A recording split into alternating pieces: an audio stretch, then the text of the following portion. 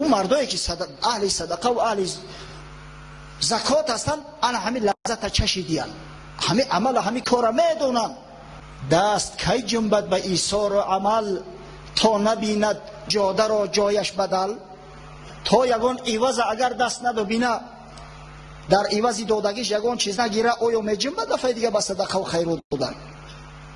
تا نبیند کودکی که سیب هست، او پیازی گنده رو ندهد زیده است. همین کودک است، اما تو یک سیوکی سرخ در دستش ندی، اونم یک پیازی کونی را در دستش گرفته است، ریبچتی لوکا. تو یک سیوکی سرخ اگر نتیش پیاز کوی دستش بگی با دو فیغانش میبرویا. پس همین زکات مال و صدقه فطر که ما میتیم حکمی انمو پیاز داره و در بدل خداوند متعال از برای ما سیوکی سرخ میته. میفهمه چی مرتبه و چی منزلت است. افسوس صد افسوس که